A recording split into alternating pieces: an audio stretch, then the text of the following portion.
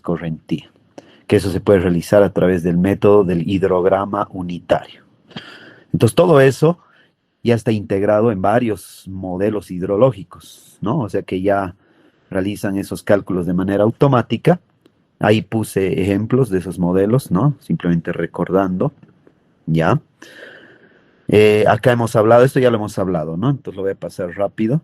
Aquí, en esta diapositiva se muestra el concepto de la precipitación máxima probable, que, bueno, habíamos visto que depende también de la categoría de presa y la amenaza que podría generar si se tuviera una rotura de la presa, ¿no?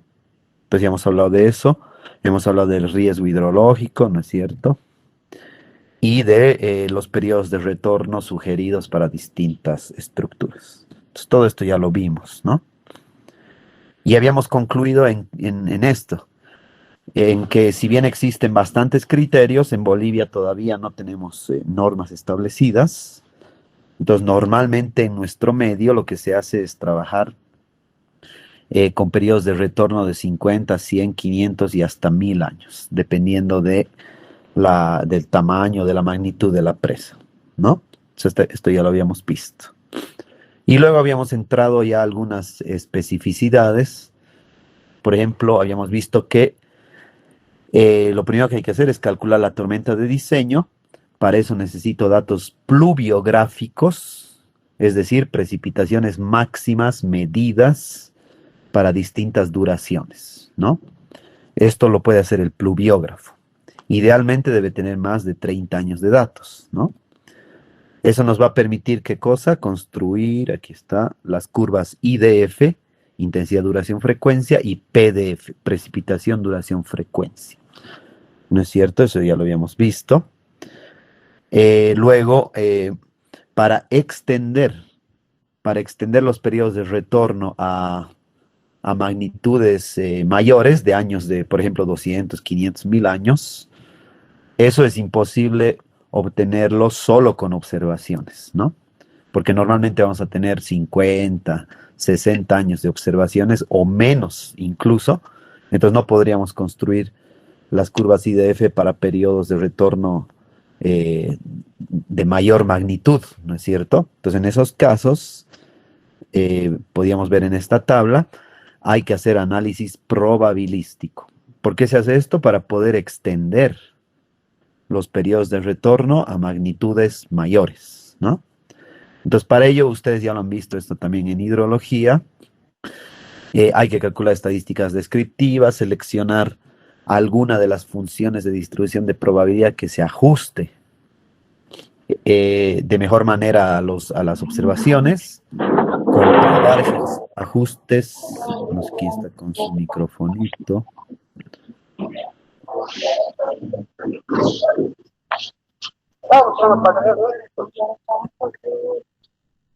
Ok, ya. Ajustar, ¿no es cierto?, alguna de esas funciones, ya sea por métodos gráficos o utilizando pruebas de bondad de ajuste, y ya teniendo la mejor función de distribución de probabilidad, ya podemos calcular precipitaciones máximas para periodos de retorno superiores, ¿no? Bueno, teniendo las curvas PDF e IDF, lo que voy a poder obtener es para una duración específica y un periodo de retorno, voy a obtener la precipitación máxima. Pero lo que yo necesito es el hietograma de diseño. Entonces, para obtener el hietograma de diseño habíamos visto varios métodos, como el de las curvas adimensionales del SCS, el método de Haff, el hietograma triangular y el método de bloques alternos. Y habíamos dicho que de estos cuatro, el más adecuado es este último, porque es el que menos depende de la ubicación geográfica, ¿no? Entonces, normalmente en Bolivia, este es el método que más utilizamos, porque no depende de parámetros generados en otros países, es más determinístico, ¿no? Entonces, este método es el más adecuado. Bueno, y teniendo esa distribución temporal, también de la precipitación máxima, también tenemos que disgregar su distribución en el espacio. Y para eso se sugiere utilizar el factor de reducción por área, que hemos visto que se puede calcular a través de ecuaciones o gráficos, que afortunadamente esos sí han sido determinados en algunas cuencas de Bolivia.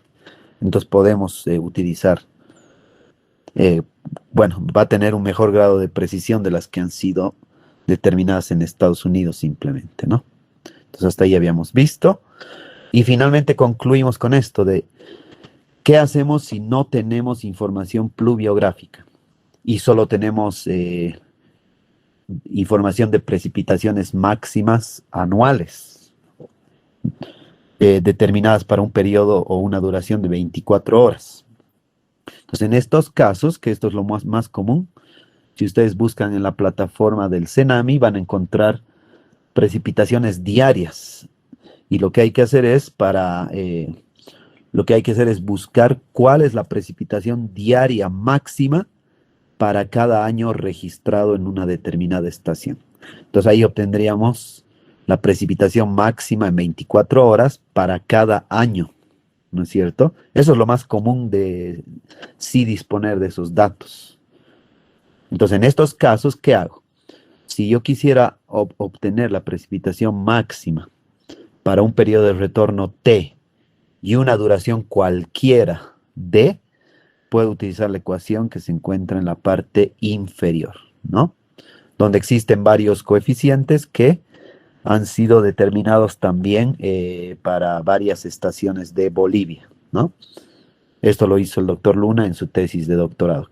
Este documento también lo he subido al Classroom por si acaso. Entonces ahí pueden revisar estos coeficientes, si gustan pueden ver cómo han sido calculados, etcétera, etcétera, ¿no? Entonces eso es lo que hay que realizar. Perfecto. Bueno, y finalmente, cuando ya realicemos el cálculo de los caudales de crecida de ingreso y los laminados, eso ya nos va a permitir definir cuál es la altura correspondiente al volumen de regulación de crecidas. Y a esa cota le llamamos el NAME, nivel de aguas máximas extraordinarias, ¿no? Perfecto. ¿Qué nos faltaría? Simplemente el bordo libre. Ingeniero, una duda.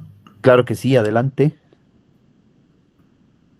Eh, para, o sea, por ejemplo, mi estación no tiene la estación pluviográfica. Ya. Entonces, ¿cómo tendría que usar esta fórmula, la que está mostrando? O sea, ya tenemos KD1, KT, FRA, la R Exacto. también, y P1024, ¿cómo es? Ah, ya, Porque, perfecto. Sí, sí, porque sí. en el Cenami yo ya lo calculé Los máximos. los máximos de cada año. Exacto. Y de Ya. ahí tengo una serie de datos, pero ya no me ubico cómo realizar para Sí, esa es muy buena pregunta. Excelente. A ver, entonces, ¿qué es lo que va a ocurrir?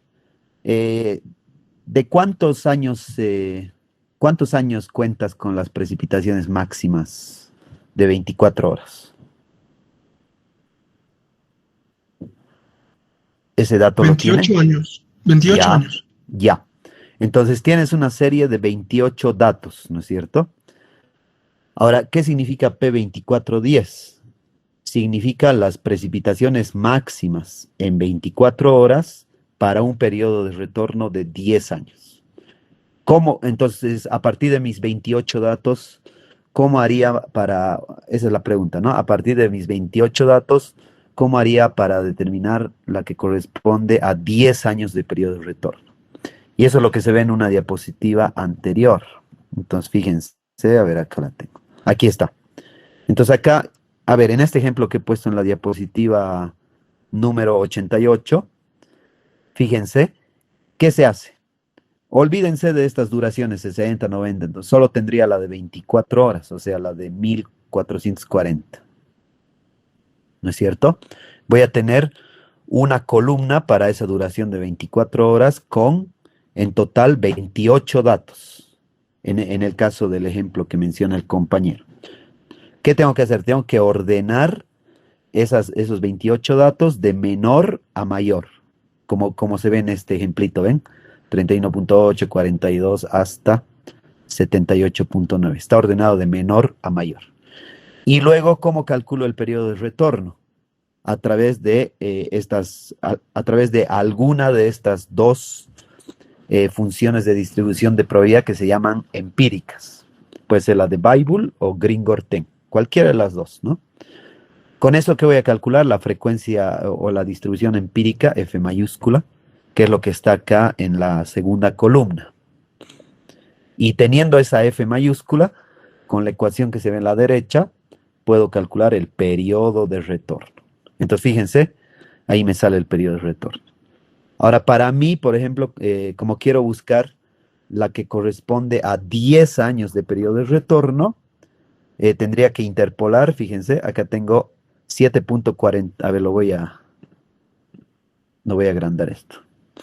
Ya. Entonces acá tengo dos valores. Para el valor 17 tengo periodo de retorno de 7.46. Y para el número 18 tengo 12.25. Para 7.46, digamos, mi precipitación máxima es 67.2 y para el siguiente 68.9. Ahora yo quiero para 10 años de periodo de retorno, entonces lo que tendría que hacer es interpolar. Y voy a obtener de esa manera, para 10 años de periodo de retorno, la correspondiente precipitación máxima en 24 horas y 10 años de periodo de retorno. ¿Se dan cuenta? ¿Cuándo puedo utilizar las funciones empíricas? Cuando tengo periodos de retorno bajos, como los que ven acá, ¿no? Son bajos. Cuando ya tengo 100, 200 años, ahí es imposible generar con los datos de mis estaciones, por eso utilizo métodos probabilísticos, ¿no? Entonces, no sé si con eso quedó claro la determinación de este P2410. ¿Está bien? Sí, Inge, entonces se formaría también una tabla, ¿no? O sea, con las duraciones de KD1 y con las de con las KT, con esa precipitación P2410, porque ahí hay para diferentes duraciones y en la otra, en el Exacto, KT, es para diferentes periodos de retorno. exacto, exacto. Lo único que hay que fijarse, lo que acabo de explicar es para el P2410. Ahora, ¿qué pasa para el KT, por ejemplo, no? Entonces, si quiero estimar el K sub T, me vengo a la tablita número, esta es, ¿no? La 2.9. Y aquí dice claramente, ¿no? Dice, ¿qué es el KT?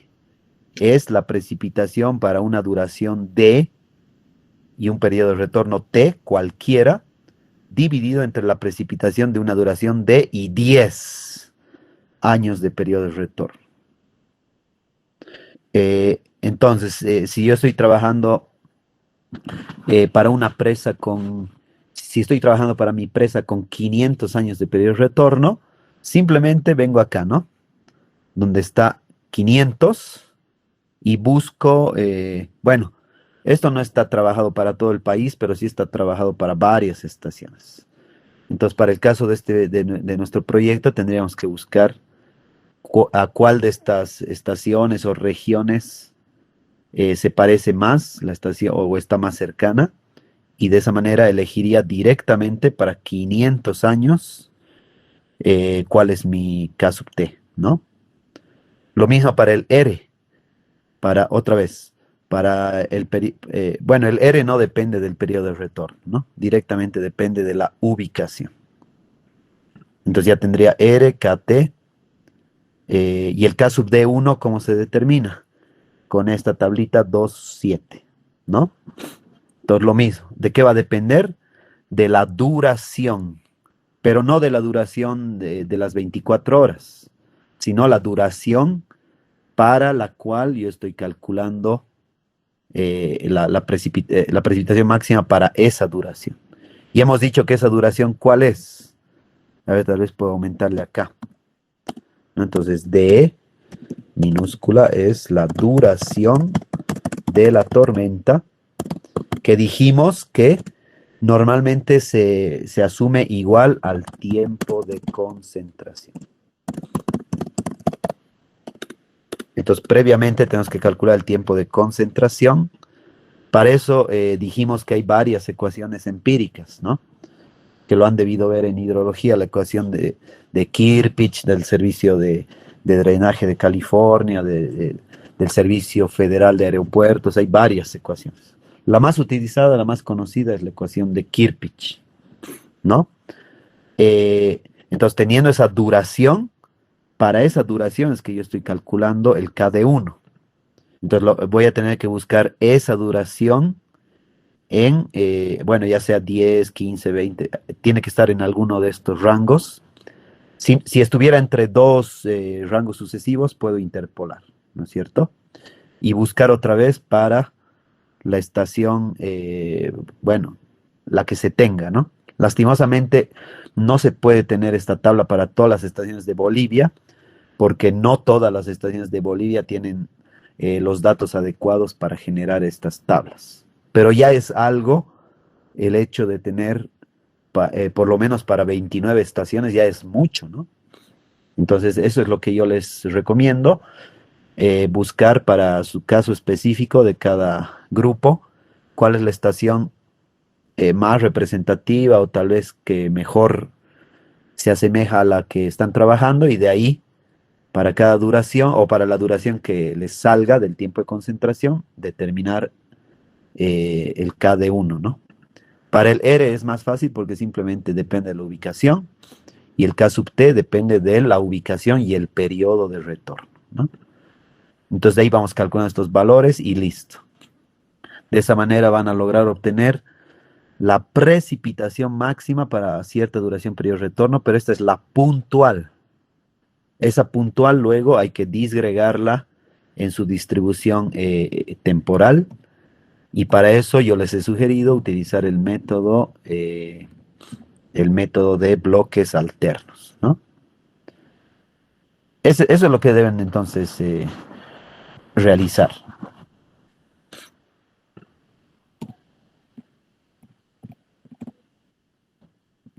Ok, perfecto. ¿Listo? ¿Alguna consultita más?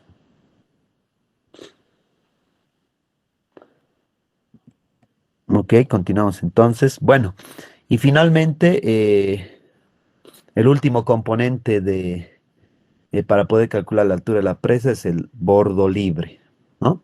Entonces, ¿cómo se define el bordo libre? Lo definimos como la distancia vertical entre el borde superior de la presa y el nivel correspondiente al máximo volumen útil del embalse, ¿no? O sea, si yo veo este gráfico de acá, si nos fijamos en este gráfico, fíjense, el bordo libre vendría a ser esa altura vertical entre el tope de la presa, el máximo nivel, ¿no? Y dice el máximo nivel que va a alcanzar el volumen útil. Entonces, por supuesto que el máximo nivel que alcanzará será el correspondiente al NAME, ¿no es cierto? Entonces, esa es la definición. Ahora, tiene varios componentes el bordo libre, ¿no? Uno de los componentes va a ser el correspondiente al NAME, lo que dice acá, elevación del nivel del embalse producto del tránsito de caudales de crecida. Luego, otro componente son los efectos denominados Seiche.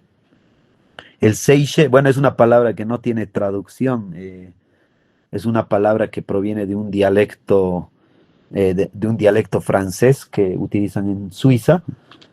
Y Seiche significa más o menos, es como decir balancearse hacia adelante y atrás, algo así, ¿no? Entonces es una palabra sin traducción, pero que está asociado al concepto de ondas estacionarias. Las ondas estacionarias, como ustedes saben, son ondas que no se desplazan horizontalmente, sino cambian de amplitud solo en el eje vertical, nada más, ¿no? Y estas se producen por resonancia en ciertas frecuencias naturales que tenga el agua, ¿no? Se va a producir por efectos del viento, puede ser por efectos sísmicos, también puede ser por, vientos sísmicos, ¿cuál me estoy olvidando? Bueno, principalmente esos dos, me estoy olvidando uno que ahorita me acuerdo. Entonces son ondas estacionarias que también van a van a incidir en el cálculo del bordo libre, ¿no? Luego, el bordo libre principalmente va a estar influenciado por el viento, que va a generar distintas configuraciones en la superficie del agua. Ah, ya me acordaba cambios de presión también generan ondas estacionarias, ¿no? Y finalmente va a haber un aumento en el nivel del agua por acción de las olas que se generan por efectos del viento, ¿no? Entonces, todos estos efectos son los que se consideran en el cálculo del bordo libre, ¿no? Adicionalmente a ellos pueden existir algunos casos excepcionales, como por ejemplo, si tenemos vertederos de excedencias controlados por compuertas, puede ocurrir que en algún momento alguna de esas compuertas falle o funcione incorrectamente y eso va a generar elevaciones adicionales del agua, ¿no? Ese es otro posible caso. Se pueden generar olas de impulso, pero no generadas por el viento, sino por inestabilidad de los márgenes del embalse. O sea, puede ocurrir que en el margen de un embalse se desprendan rocas, haya deslizamientos, avalanchas de nieve en zonas donde tengamos nieve, etcétera, y eso va a generar oleaje, ¿no? Y hay que calcular en ese caso otro bordo libre. Y también en empresas de materiales sueltos, también debe pensarse en incluirse un bordo libre, especialmente si tenemos previsto que va a existir asentamiento en el cuerpo de la presa o las fundaciones. Por eso habíamos hablado al inicio, no sé si se acuerdan en el primer capítulo, que para evitar pérdidas en los volúmenes útiles hay que hacer ensayos de consolidación primaria y secundaria a fin de calcular el asentamiento posible que va a existir en la presa y incluso se puede hacer tratamientos para disminuir ese asentamiento, ¿no? En el peor de los casos debe preverse un bordo libre justamente para no perder volumen útil. Ese es el objetivo, ¿no? Entonces, como ven, el bordo libre considera varias situaciones. ¿Qué es lo que se hace normalmente? Entonces, normalmente vamos a ignorar el efecto de los seiches porque es pequeño. Empresas pequeñas y empresas medianas, el seiche es del orden de los centímetros, o sea, no tiene valores grandes, ¿no?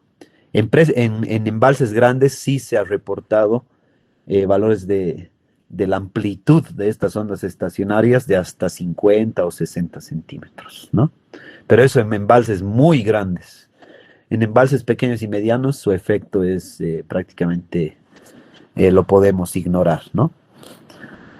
El efecto que sí tiene más influencia en embalses para presas son las olas generadas por el viento, ¿no?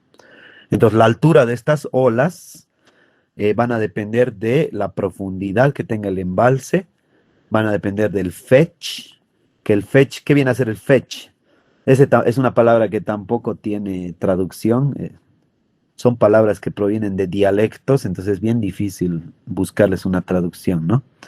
El fetch se dice que es la distancia rectilínea que existe entre el cuerpo de la presa y el margen del embalse más alejado del cuerpo de la presa, ¿no? A eso le llamamos el fetch.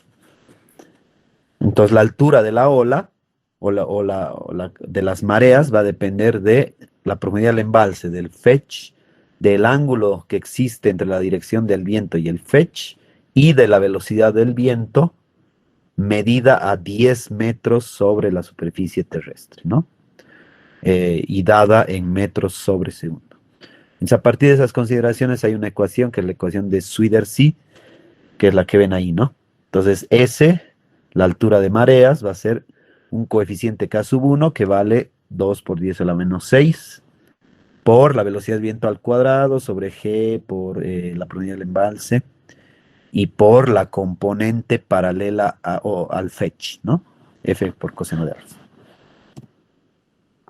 Ahora, para que se produzca A ver, ¿no?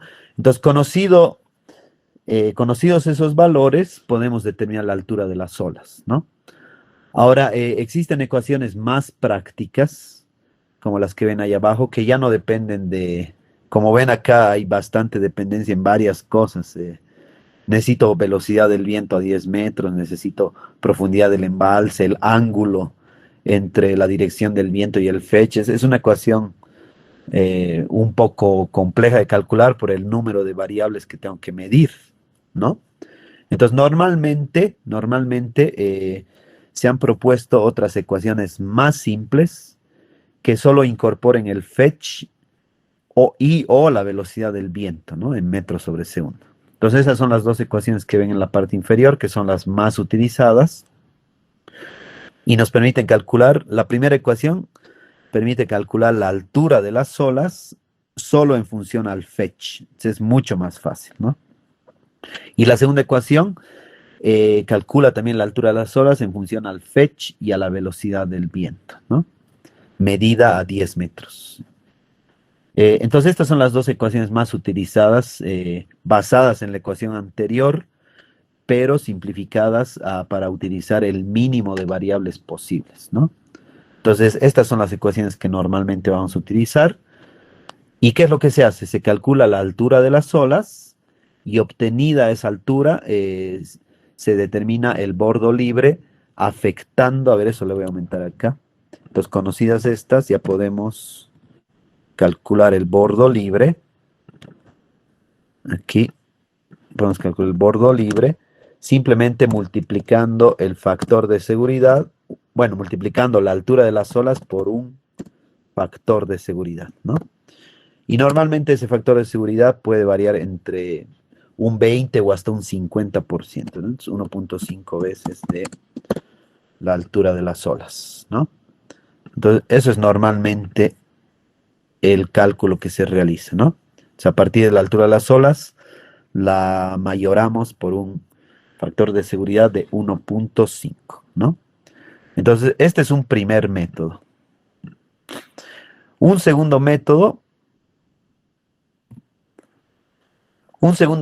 es utilizar el concepto de lo que se llama la ola significativa, ¿no? Y este es un método que se utiliza en Inglaterra, ha sido recomendado por una institución que se llama el ICE, que viene a ser, es como decir la CIP, ¿no? O el Colegio de Ingenieros Civiles. Es el equivalente en Inglaterra, ¿no? Entonces, el Colegio de Ingenieros Civiles de Inglaterra, para calcular el bordo libre, utiliza el concepto de ola significativa. ¿A qué le llamamos ola significativa? Es una ola que tiene, bueno, ahí, entre paréntesis, la definición dice, ¿no? La ola significativa es una ola con altura media correspondiente al tercio más alto de un tren de olas, donde el 14% de las olas superan esa altura, ¿no? Entonces, tren de olas significa que son varias ondas consecutivas, ¿no? Que se van desplazando.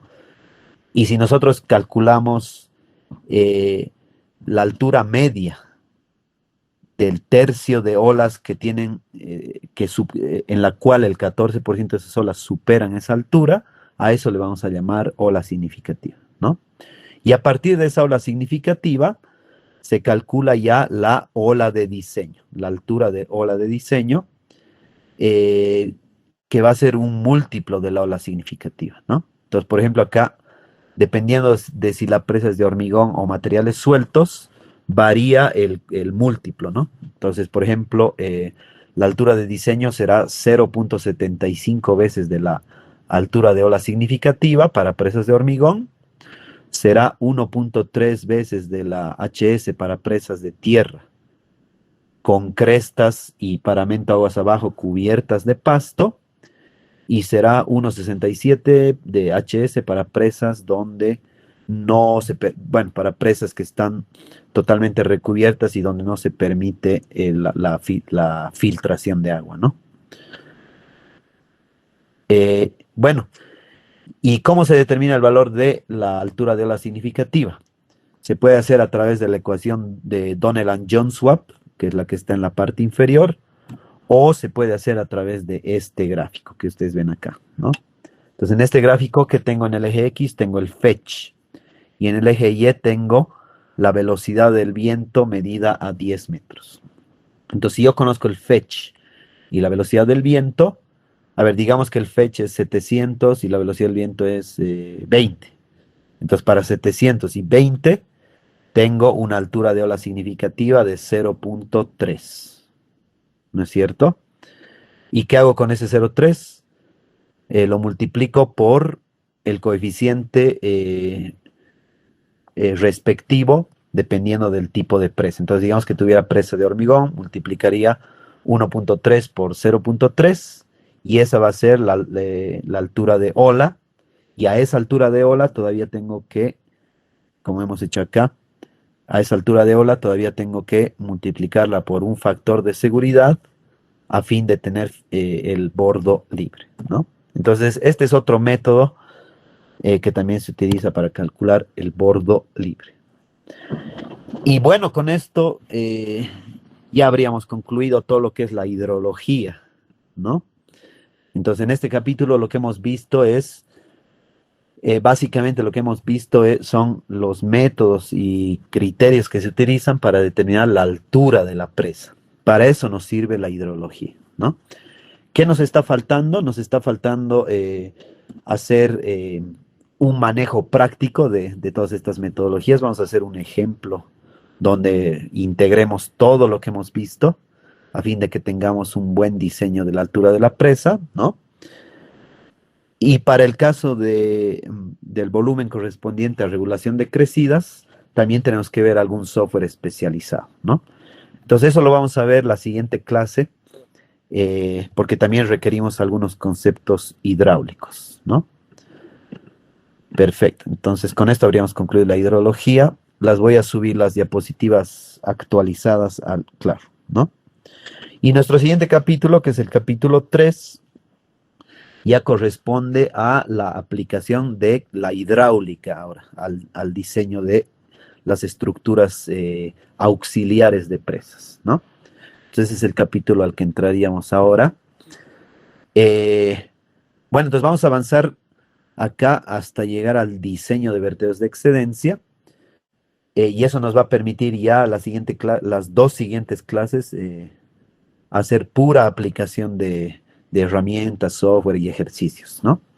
Entonces vamos a ver esta parte más desde el punto de vista conceptual y las siguientes dos clases ya vamos a hacer una aplicación más práctica, ¿no? Bueno, entonces entraríamos al capítulo número 3, que trata del diseño de estructuras hidráulicas para presas, ¿no? Bueno, en este primer gráfico ya se ve alguna de esas estructuras, ¿no? Como pueden ver, acá tengo el cuerpo de la presa, ¿no? Y en el margen, a un costado de la presa, ya tengo algunas estructuras auxiliares, ¿no? Que en este caso son los vertederos de excedencia controlados por compuertas. Este es un embalse sumamente grande, esta es la represa del Itaipú, que se encuentra en la frontera entre Paraguay y Brasil, ¿no es cierto? Que en su momento, esta fue la presa más grande del mundo. Ahora ya debe estar en el 5.º lugar, me parece, ¿no? La presa más grande del mundo ahora está en China, en el río Amarillo, ¿no es cierto? Esa es la represa más grande que existe ahorita en el mundo. Itaipú es una represa hidroeléctrica y como ven es tan grande que fíjense, tiene 1, 2, 3, 4, 5, 6, 7, 8, 9, tiene como 15 vertederos controlados por compuertas y es tanta la cantidad de agua que sale que al final de la presa se ha tenido que construir o disipar energía con salto de esquí, ¿no? Entonces ven acá, sale el agua por el vertedero, escurre por esta rápida y al final hay como una rampa que genera el salto de esquí y acá se produce pérdida de energía por aireación y también por el impacto del agua que sale por el vertedero con el agua que se encuentra aguas abajo, ¿no? sea, ahí hay disipación de energía adicional. Entonces, todas esas estructuras se diseñan y en este capítulo vamos a ver cómo hacemos el diseño, ¿no?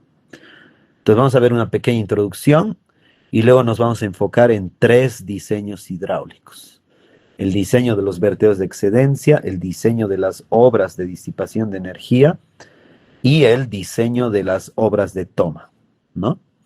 Y finalmente hablaremos algo sobre los cálculos hidráulicos que deben realizarse para estimar qué ocurriría en caso de rotura de la presa. Ese es otro cálculo hidráulico que debe realizarse necesariamente en todo proyecto, ¿no? Bueno, entonces vemos una pequeña introducción primero. Bueno, entonces, toda presa, además, al ser una estructura cuyo propósito es almacenar el agua, también debe estar compuesta por obras o estructuras hidráulicas auxiliares, ¿no? O complementarias que van a permitir, cuyo objetivo es permitir desarrollar las tareas para las que fue diseñada la presa con seguridad. Eso es lo más importante. ¿Para qué sirven estas estructuras hidráulicas auxiliares? Para que la presa se desarrolle sus actividades con seguridad. No existan fallas, no existan roturas de la presa, etcétera, ¿no? Y de manera efectiva. O sea, debe estar bien diseñado desde el punto de vista técnico, ¿no? Y también económico para evitar incurrir en costos excesivos, ¿no? Entonces, en particular, dice, deben disponerse estructuras para la evacuación segura de las crecidas. Esas son las estructuras de los vertederos y disipación de energía, y para la toma controlada de agua de acuerdo al propósito del reservorio, ¿no? Entonces, todo eso debemos tomar en cuenta. ¿Qué son entonces los vertederos de excedencia? Son estructuras que tienen el propósito de descargar el hidrograma de diseño de crecidas. ¿Cuál es este hidrograma de diseño? El laminado, ¿no?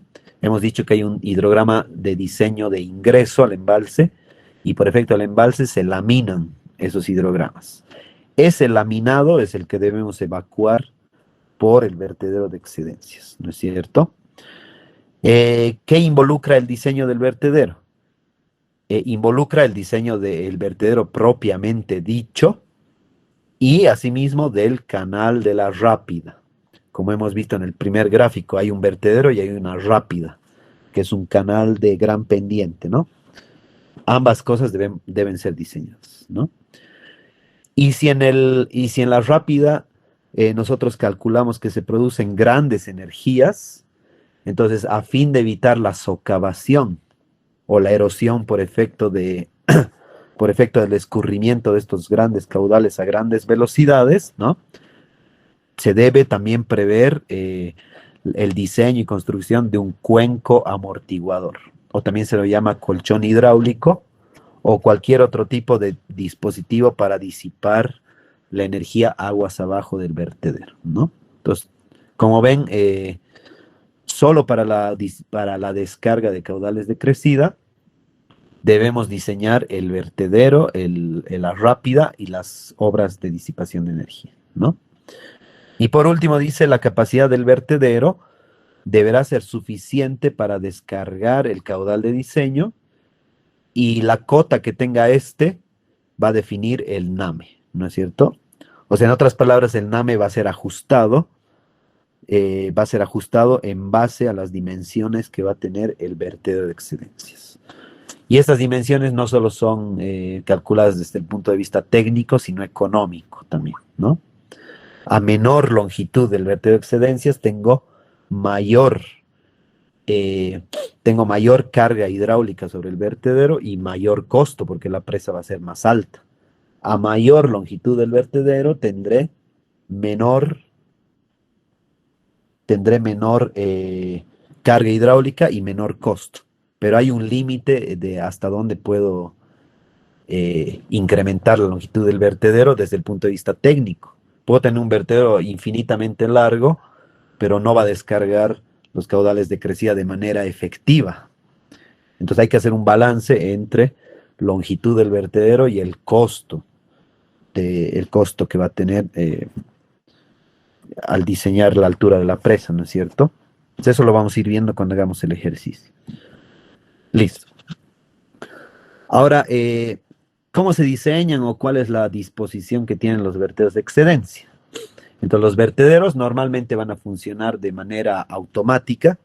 Esto quiere decir que no va a ser necesaria la intervención de un operador, aunque en algunos casos, como el que hemos visto de la presa Itaipú, puede diseñarse vertederos que estén controlados por compuertas. Y la apertura o cierre de esas compuertas también va a ser realizada de manera automática, ¿no? Entonces, hoy en día que la tecnología y la automatización han avanzado muchísimo, las compuertas en las presas ya no necesitan un operador que esté abriendo y cerrando, ¿no? Hay un centro de control ubicado ubicado aledaño a la presa, ¿no? Y desde ese centro de control uno puede controlar automáticamente mediante uso de software simplemente la apertura y cierre automático de las compuertas, ¿no? Ahora, ¿dónde se disponen estas obras? Depende de si la presa es de hormigón o de materiales sueltos. Entonces, fíjense, por ejemplo, en el gráfico de la derecha, tengo una presa de hormigón. ¿Y dónde están los vertederos? En el mismo cuerpo de la presa, como ven acá, ¿no? Entonces tengo la presa y en el mismo cuerpo tengo 4 vertederos bueno, en realidad más, tengo 4 principales que están controlados por compuertas y en cada costado tengo 3, bueno, en el margen derecho tengo 3 y en el izquierdo 4, ¿no? Que esos son de descarga libre sin compuertas.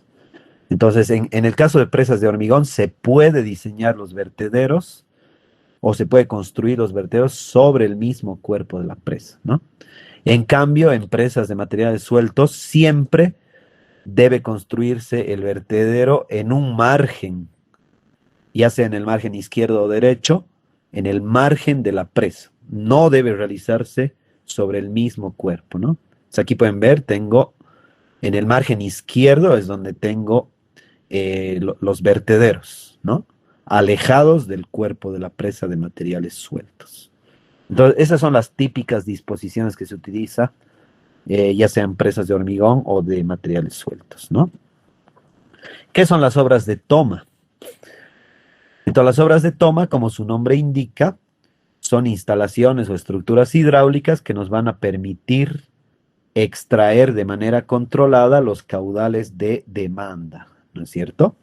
Esas son las obras de toma. Ahora, lo mismo, hay algunas diferencias entre presas de hormigón y presas de materiales sueltos. En presas de hormigón podemos disponer las obras de toma a través de sistemas de tuberías, compuertas y válvulas, y que también pueden ser construidas directamente en el cuerpo de la presa. ¿Qué pasa en presas de materiales sueltos? Normalmente lo que se hace en este tipo de presas es construir una estructura de control externa, o sea, que no se encuentre en el cuerpo de la presa. Y normalmente va a ser una torre, y en esa torre se encuentra, en esa torre se dispone el ingreso a la obra de toma, que va a ser un túnel o puede ser un canal o alcantarilla que pasa por debajo del cuerpo de la presa, ¿no? Entonces eso lo podemos ver en estos gráficos. Fíjense, estos son ejemplos para presas de hormigón. Entonces fíjense, tengo acá el cuerpo de la presa, que es una presa de gravedad de hormigón. ¿Y ahí qué tengo? Voy a disponer una rejilla de entrada y un sistema de válvulas que van a permitir el ingreso del agua a través de una tubería, como ven acá, ¿no? Que pasa por el cuerpo de la presa. ¿Qué es lo que hay que tener cuidado acá? De colocar esta rejilla y el sistema de ingreso, ¿no es cierto? En una altura apropiada. Deberá estar por encima del namín y por debajo del namo. Entonces, debe evitar, por supuesto, el ingreso de cualquier material sólido, porque eso puede producir problemas, ¿no? En las tuberías ustedes saben que no puede ingresar material sólido, ¿no es cierto? No puede ingresar partículas. y también deberá estar lo suficientemente por debajo del namo a fin de evitar el ingreso de aire. Eso puede producir, si ingresa aire, puede producir peligro de cavitación, y por tanto eso podría dañar las tuberías, ¿no? Entonces hay que tener mucho cuidado en dónde ubicar el ingreso, ¿no? Y a la derecha también es otro ejemplo, también es sobre una presa de hormigón, utilizando también otro sistema, aquí como ven, ¿no? También hay rejillas, tiene compuertas de ingreso y conductos, ¿no? Entonces normalmente aquí se va a utilizar tuberías, válvulas, compuertas, etcétera. ¿Qué pasa en las presas de terraplén? Entonces, como dijimos, en ese caso debe proveerse una estructura de ingreso externa. Entonces, aguas arriba del cuerpo de la presa se construye una torre a la que se puede tener acceso a través de un puente de acceso, ¿no? Y acá en la parte superior, normalmente hay un sistema de válvulas y compuertas que permiten regular el ingreso de agua a la obra de toma. También debe existir una rejilla, ¿no? Que lo que va a hacer es captar o evitar el ingreso de material sólido. Y lo que va a ocurrir es que una vez que esté abierta la compuerta, va a ingresar a un sistema que puede ser túnel, alcantarilla o canal, ¿no es cierto? Y acá hay que diseñar, por supuesto, todas las transiciones. Transiciones quiere decir que puede ser algún cambio en la geometría del canal. Puede ser el cambio de un ancho mayor a otro menor, puede ser cambios de pendiente, etcétera. Todo eso son transiciones, ¿no? El diseño de transiciones lo van a ver los que entren a la mención, ¿no? En la materia de temas especiales. Y a la salida también hay transiciones, ¿no? Entonces puede haber cambios de ancho, de pendientes, etcétera. Entonces todo esto, y si se generan grandes energías también, ¿no? O sea, puede haber un gradiente considerable entre el ingreso y la salida de la obra de toma. Entonces también deben preverse obras de disipación de energía si es que se calcula que hay grandes energías a ser disipadas, ¿no? Entonces esto es para el caso de presa de materiales sueltos. Ya, y como ven, es diferente al caso de presas de hormigón, ¿no? ¿Y qué más? Bueno, y finalmente dice, asimismo, en la mayoría de las presas también pueden proveerse instalaciones para la descarga de fondo. Entonces, además de la obra de toma, puede tenerse otras estructuras para vaciar la presa y para realizar la limpieza de los sedimentos que se tienen en el fondo. A estas obras les llamamos estructuras de descarga de fondo, ¿no? Y como dice acá, la obra de fondo debe tener la capacidad suficiente y debe estar provista de dispositivos especiales para evitar la erosión.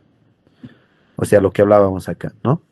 Entonces, tanto para obras de toma en presa de materiales sueltos como para descarga de fondo, debemos calcular y prever aguas abajo una estructura de disipación de energía para evitar la erosión aguas abajo, ¿no? Esa es otra consideración. ¿Qué estructuras hidráulicas más son requeridas? Entonces, en la fase ya de construcción, también debemos calcular lo que son las ataguías. Entonces, las ataguías son estructuras especiales que nos permiten desviar los cursos del río a fin de tener condiciones secas, como ven acá en la figura de la izquierda, ¿no? Se ha construido, fíjense esto, tengo acá las ataguías, que no es otra cosa que un dique temporal que va a permitir aislar la zona y garantizar que tenga condiciones secas para facilitar la construcción, ¿no? Entonces necesariamente hay que colocar ataguías para poder construir, ¿no? Hay unos videitos bien bonitos sobre ataguías. Les estoy dejando aquí en la parte inferior, hay una página. Y en esa página hay 4 o 5 videos sobre ataguías. Entonces, si ustedes gustan ver el proceso constructivo, pueden ingresar ese link y les va a salir unos videos bien bonitos sobre cómo se construyen ataguías. Entonces, las ataguías hay de distintos tipos, se puede excavar con maquinaria y colocar estructuras temporales de madera, hormigón, etcétera. Ahora también hay ataguías inflables que ya no requieren maquinaria, simplemente se dispone una banda elástica sobre el curso que queremos cerrar e introduciendo aire sobre esas bandas, se genera una taguía ya neumática, ¿no? Que ya no requiere el uso de maquinarias, avanzada hasta ese nivel, ¿no? La construcción de ataguías. Entonces ustedes pueden ver, hay varios videos en el internet muy bonitos sobre el proceso constructivo de las ataguías. Su propósito es, les repito, garantizar condiciones secas, ¿no? En la zona de construcción, desviando temporalmente los cursos de agua, ¿no? Ese es el objetivo. Otras estructuras hidráulicas que deben considerarse son las inyecciones e impermeabilizaciones. De esto ya habíamos hablado antes igual, ¿no? Lo que se hace es, hay dos tipos de ensayos que se realizan in situ, que son el ensayo de Lujon y el ensayo de Lefranc. La diferencia entre ambos es que uno es para roca y el otro es para materiales para suelo, ¿no? Entonces hay que hacer estos ensayos y esos ensayos nos van a identificar zonas donde se tiene material permeable e impermeable. Entonces la idea es, por supuesto, impermeabilizar toda la zona donde vamos a tener las fundaciones de la presa y también debe hacerse en los márgenes, en los flancos del cuerpo de la presa. Todo eso debe estar impermeabilizado, ¿no? Ya hemos visto que la impermeabilización se realiza con maquinaria especializada y pueden utilizarse diversos materiales para la impermeabilización. Normalmente lo que más se utiliza es la lechada de cemento o las mezclas con bentonita, ¿no? Y que es un tipo especial de arcilla. Entonces acá vemos un ejemplo bien interesante. Este es un perfil estratigráfico, geológico y también que en escala de colores nos muestra la susceptibilidad a la permeabilidad, ¿no? Entonces acá en la leyenda pueden ver, dice seepage, que es la filtración. Los colores rosados dicen menor a 1 en el ensayo de Lujon, quiere decir estrato impermeable. Entonces no es necesario, en esos lugares no es necesario hacer inyecciones. De 1 a 5, que son los colores celestes, es baja permeabilidad. De 5 a 25 es bastante permeable y en amarillo, mayor a 25 en el ensayo de Lujon, altamente permeable. Entonces, como ven, teniendo ya estos resultados de los ensayos in situ, ya se hace un plan de inyecciones, tanto en las fundaciones como en los flancos, en los márgenes izquierdo y derecho del cuerpo de la presa, ¿no? Entonces lo que se ve acá en negrito son las inyecciones planificadas y además se puede ver cuál es la inclinación que van a tener esas inyecciones a fin de garantizar la impermeabilidad del cuerpo de la presa, ¿no? Entonces este trabajo debe ser realizado con el apoyo constante de un ingeniero geólogo experto en el tema de inyecciones, ¿no? Entonces esta es otra previsión que hay que realizar. Otra previsión desde el punto de vista hidráulico es el drenaje interno, ¿no? Entonces, en presas de materiales sueltos, siempre vamos a tener filtraciones tanto a través del cuerpo de la presa como por debajo de la presa, ¿no?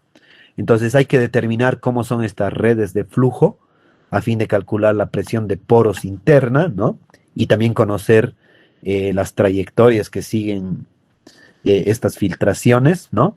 Y con eso ya podemos diseñar diversas estructuras que nos permiten controlar, disminuir y dirigir las redes de flujo, ¿no? Entonces acá hay algunos ejemplos. En la figura izquierda se ve ejemplos de filtros y drenes, ¿no? ¿Cuál es la diferencia entre un filtro y un dren? Un filtro es una serie de... un filtro está conformado por una serie de materiales que se diseña a partir de la granulometría de diversos materiales que nos permiten controlar el gradiente hidráulico, ¿no? Entonces hay criterios para diseñar filtros que los vamos a ver un poquito más adelante, mientras que los drenes son estructuras diseñadas a partir, puede ser de tubos, de materiales lo suficientemente resistentes y que están perforados. Entonces, al estar perforados, cuando el agua entra en contacto, ingresa a través de esas perforaciones y luego es evacuada, ¿no?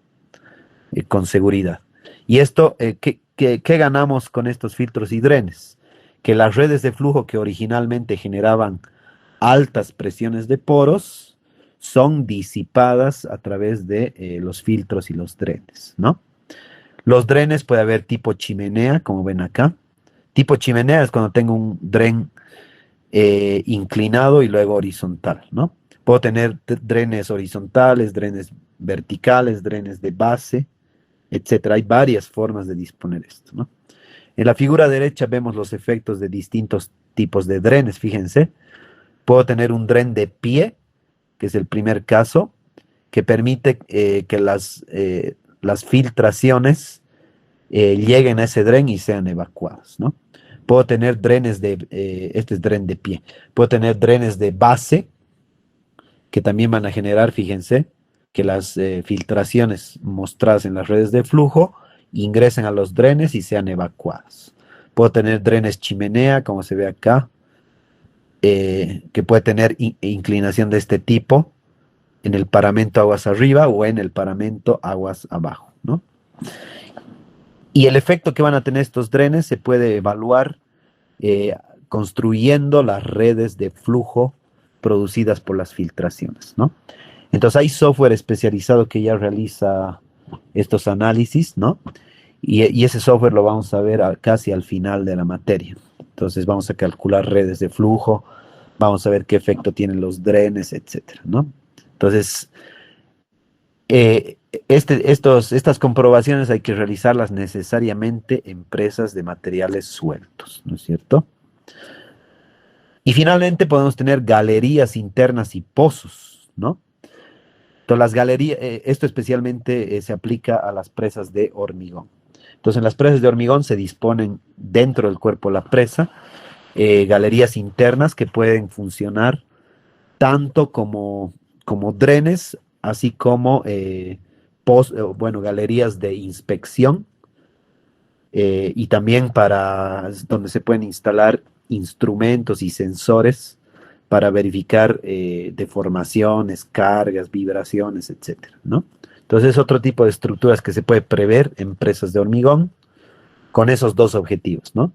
Funcionar como para controlar las filtraciones, aunque en presas de hormigón son mínimas las filtraciones, pero de todas maneras se puede prever, y para colocar dispositivos de medición, ¿no? Instrumentación.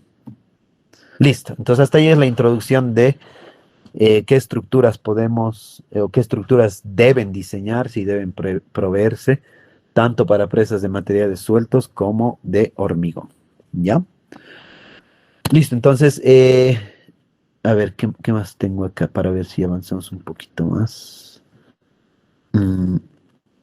Sí, esto ya es para el ejemplo. Bueno, entonces terminaremos con esto. Esto, 3 diapositivas más y ahí nos quedamos. Ya. Perfecto, esa es la introducción. Ahora vamos a entrar al primer diseño, que es el diseño de los vertedos de excedencia. Y lo primero que tenemos que conocer es que hay varios tipos de vertederos, ¿no? Entonces podemos, por ejemplo, utilizar vertederos de descarga libre, que son los más comunes. Y dentro de los vertederos de descarga libre hay los vertederos de cimacio, hay los hidrodinámicos, hay los Krieger, etcétera, ¿no? También podemos utilizar vertederos laterales, vertederos tobogán, vertederos de pozo o sumidero, vertederos de sifón o vertederos escalonados, ¿no? Entonces hay varios tipos de vertederos que pueden ser incorporados en presas, ¿no? El diseño de cada tipo de vertedero puede ser consultado en cualquier bibliografía, en cualquier libro de hidráulica o de diseño de presas, ¿no? Ustedes pueden consultar el manual de pequeñas presas del USBR, también está en el libro de estructuras hidráulicas de Novak, también está en el libro de Bentechov, algunos de ellos, etcétera, ¿no? Entonces, el diseño hidráulico de cada tipo de vertedero lo pueden ser consultado en bibliografía especializada y también es estudiada en otras materias. Por ejemplo, el diseño de vertederos hidrodinámicos, como el Krieger, se lo ve en la materia de temas especiales, ¿no? Para los que tomen la mención. Para este curso, para nuestra materia de obras hidráulicas, simplemente vamos a diseñar el vertedero más simple, pero que también es el más frecuente, que son los vertederos de descarga libre. Ese es el que vamos a estudiar, ¿ya? Si ustedes quieren ver otro tipo de vertederos, les aconsejo revisar los libros que les mencionaba, ¿no? Entonces acá hay algunos ejemplos. En la figura a la izquierda está un vertedero hidrodinámico, que es un vertedero de cimacio. En este caso el vertedero generado por el USBR, ¿no es cierto? Que es el servicio de restauración o la oficina de restauración de Estados Unidos, ¿no? Donde fíjense, el vertedero de cimacio, que es un vertedero hidrodinámico, es un vertedero de descarga libre, ¿no es cierto? Pero en el cual se diseña el perfil o la forma que va a tener el vertedero, de tal manera que siga la misma forma que que seguiría el agua, ¿no? Entonces, de tal manera de que en ningún momento el agua se despegue de la superficie del vertedero. Entonces, sigue el perfil natural que seguiría un flujo de agua, ¿no? Por eso se lo llama hidrodinámico, se adapta al movimiento o al flujo que sigue el agua. Entonces acá se diseña, se concibe como origen de coordenadas la cresta del vertedero, ¿no? X, y se va diseñando el perfil que va a tener el vertedero más abajo a través de las ecuaciones que ven acá. Entonces se utiliza tablas, figuras, ecuaciones, etcétera, ¿no? También, fíjense, aguas arriba del sistema de coordenadas, se diseñan también los radios de curvatura R1 y R2 a fin de minimizar las pérdidas, ¿no? Las pérdidas por fricción y también minimizar el hecho de que la superficie del agua se despegue, se separe de la superficie del vertedero. Entonces, todo eso lo debemos prever, ¿no? En este tipo de vertederos. En la figura central tenemos un ejemplo de vertedero lateral. Entonces, ¿cómo se define un vertedero lateral? A diferencia de un vertedero estándar, ¿no? En el vertedero estándar, ¿qué pasa? El agua pasa perpendicularmente, ¿no es cierto? Bueno, el agua, perdón, voy a decirlo de otra manera. El eje del vertedero es perpendicular al flujo del agua, ¿no? Eso es en el caso de vertederos estándar. ¿Qué pasa en vertederos laterales? El eje del vertedero es paralelo a la dirección del flujo, ¿no? Entonces el agua ya no va a salir de manera frontal, sino de manera lateral. En estos casos, la hidráulica, las ecuaciones son un poco más complejas. Ya no se calcula con ecuaciones simples, como es el caso de vertederos estándar, sino que hay que utilizar algunas ecuaciones diferenciales y método de diferencias finitas, ¿no? Entonces acá está el ejemplo. Tenemos los vertederos tipo tobogán, ¿no? Que normalmente está conformado por varios vertederos controlados por compuertas y un canal o rápida de gran longitud, que en su conjunto forma una estructura tipo tobogán, por eso se llama tobogán, ¿no? Luego tenemos los vertederos de pozo, o también se llama sumidero, que como ven, fíjese, este es bien bonito. Es como un pozo que se hace ahí, aquí está en condiciones secas, ¿no? Acá tenemos el cuerpo de la presa, el nivel del agua en condiciones bajas, y fíjense acá hay una estructura, es como un vasito que es que cuando ya está funcionando, fíjense, está acá, el agua ingresa a ese orificio de grandes dimensiones que es tipo pozo, y va a salir a través esto va a ingresar a un canal o a un túnel, y va a salir por debajo de la presa. ¿no? Entonces este es otro tipo de vertedero. Tenemos los vertederos tipo sifón, que funcionan con presiones negativas, ¿no? Entonces tiene esta disposición, ¿no es cierto? Y finalmente tenemos los vertederos escalonados, que son vertederos conformados por estos escalones o gradas, ¿no? Que permiten maximizar las pérdidas de energía, ¿no? Para poder disipar energía aguas abajo del vertedero, ¿no? Entonces estos son los tipos más utilizados de vertederos, de los cuales en la mayoría de los casos el más utilizado es el primero, ¿no? Son los vertederos de descarga libre hidrodinámicos. Ahora, ¿cuáles son las ecuaciones que gobiernan a los vertederos más simples, los de descarga libre? Entonces, esta ecuación que ustedes ya la conocen de hidráulica 1, si no estoy mal, ¿no? Entonces, la ecuación para vertederos de descarga libre es esta, donde Q es el caudal que va a descargar el vertedero, CD es el coeficiente de descarga, que normalmente vale 0.62, aunque también puede ser calculado, por la raíz de 2 veces la aceleración de la gravedad, por B, que es el ancho o longitud del vertedero, y multiplicado por H a la 3 medios, que es la carga hidráulica sobre la cresta del vertedero, ¿no es cierto? Y hay algunas recomendaciones más, entonces esa es la ecuación que nosotros vamos a utilizar, pero sabemos que debe tenerse mucho cuidado cuando la velocidad del flujo en vertederos de descarga libre supera los 30 metros sobre segundo, ¿no? O lo que es equivalente cuando el caudal específico supera los 50 metros cuadrados sobre segundo. Debe evitarse estas situaciones, ¿por qué? Porque en estas condiciones, ¿qué es lo que va a ocurrir? Va a ocurrir que por el ingreso de aire, va a ingresar aire al flujo de agua porque empieza a separarse de la superficie del vertedero y eso puede generar el riesgo de cavitación, ¿no? Entonces, en otras palabras, debemos tener mucho cuidado en verificar que la velocidad no supere los 30 metros por segundo ni que los caudales específicos superen los 50 metros cuadrados sobre segundo, ¿no? Entonces, esas son verificaciones que hay que realizar para garantizar la seguridad de la estructura, ¿no? Bueno, aquí vamos a quedar. En la siguiente clase ya, como les dije, vamos a entrar ya a temas más prácticos, ¿no? Entonces, a ver, tenemos unos 2 o 3 minutitos, entonces no sé si hay alguna consulta adicional. De otra manera, nos veríamos el día lunes, ¿no? En nuestro horario habitual. Entonces, a ver, si existiera alguna duda, por favor, con mucho gusto la podemos ver, ¿no? A ver, les doy unos minutitos. Si no existieran dudas, bueno, quedaríamos acá y ya podríamos desconectarnos. Inge, el lunes dijo que iba a ser el software para el volumen de regulación de crecidas, ¿no? Sí, el lunes ya vamos a entrar a la aplicación de algunas herramientas prácticas. Entonces yo les voy a mandar por el WhatsApp.